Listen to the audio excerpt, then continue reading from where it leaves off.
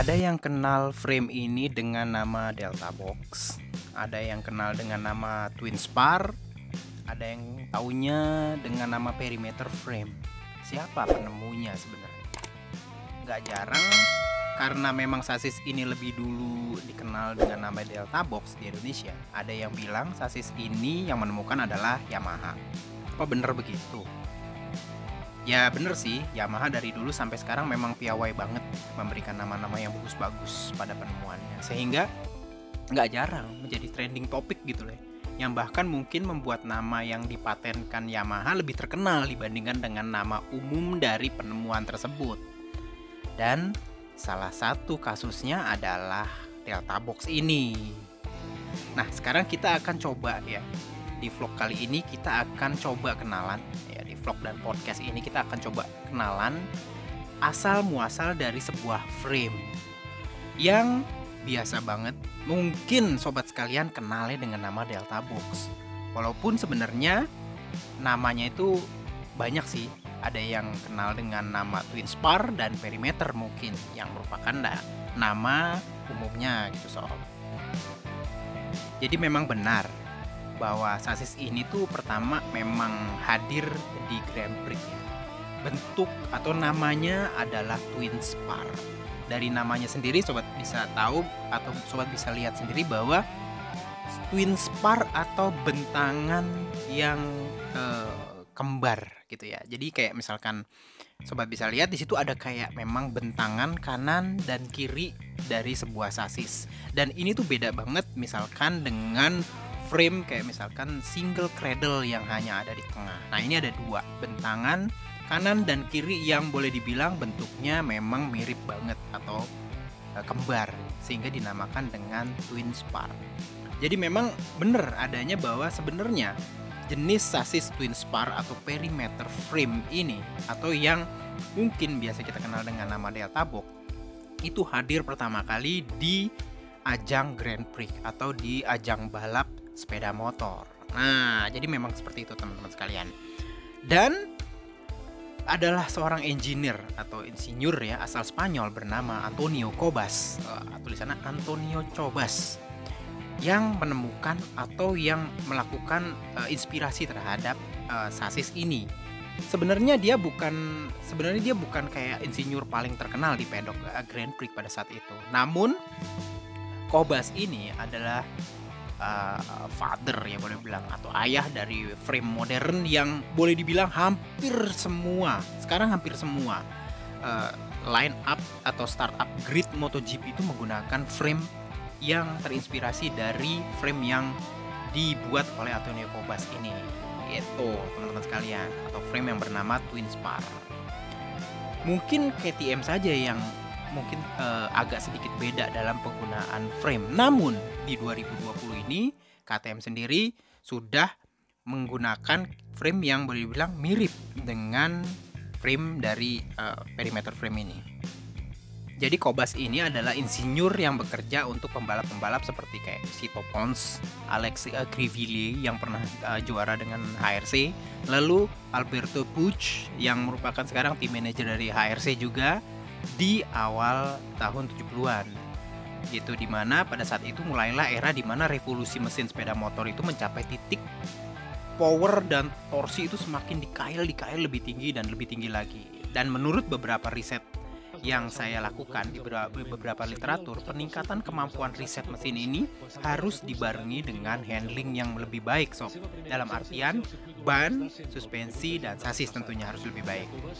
Setelah itulah mulai hadir satu persatu berbagai macam revolusi dari part-part tersebut.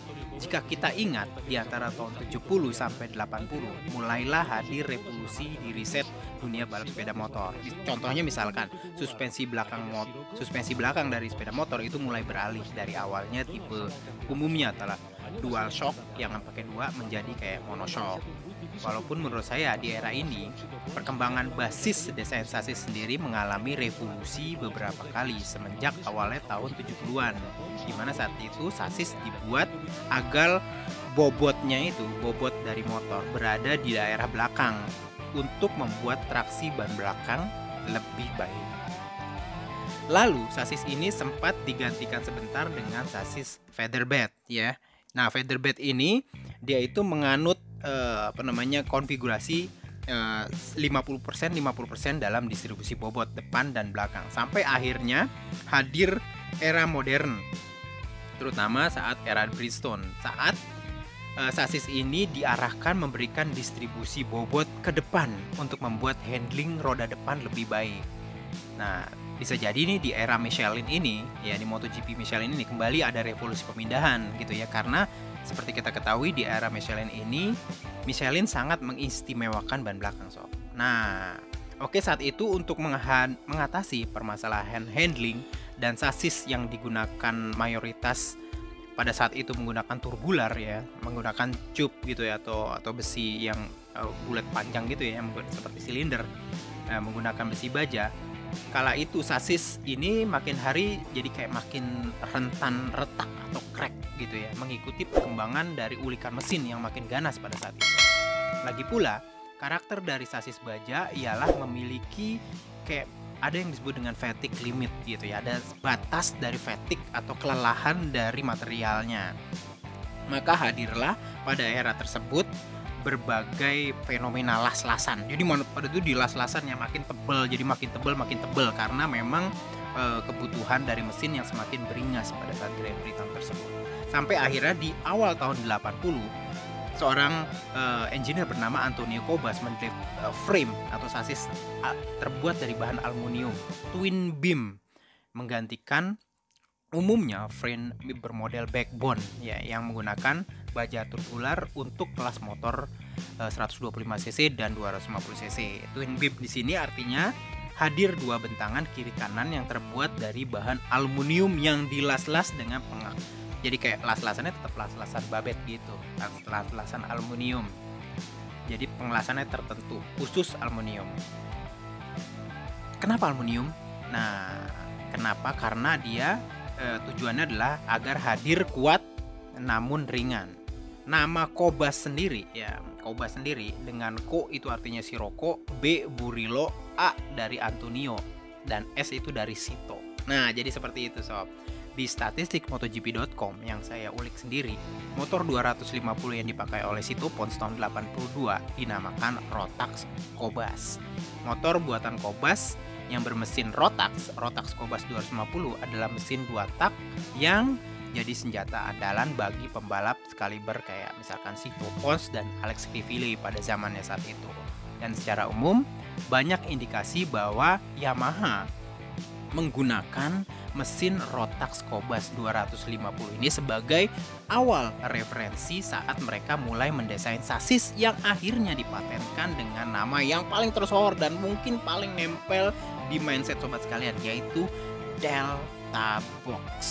Oke, Delta Box sendiri akhirnya diperkenalkan Yamaha di awal tahun 1982 sebagai sasis dari Yamaha YZR 500 OW61 yang dipakai saat itu oleh Kenny Roberts. Nah, jadi sobat sekalian, jadi tahu yang mana yang duluan, Cobas duluan atau Delta Box duluan. Dan memang tidak dipungkiri di Indonesia lebih terkenal dengan nama Delta Box karena memang nama ini secara umum lebih enak dihafalin, lebih enak diucapkan, dan secara umum memang nama ini hadir duluan di Indonesia. Walaupun kadang-kadang yang nempelin nama tersebut bukan merek Yamaha dan lain-lain. Jadi seperti itu teman-teman sekalian. Mudah-mudahan konten histori atau sejarah ini bisa berguna bagi sobat-sobat sekalian. Silahkan like dan subscribe di youtube.com/tiapsiprok. Jangan lupa juga follow Instagram kami di @tiapsiprok. Sampai berjumpa di vlog selanjutnya. Assalamualaikum warahmatullahi wabarakatuh.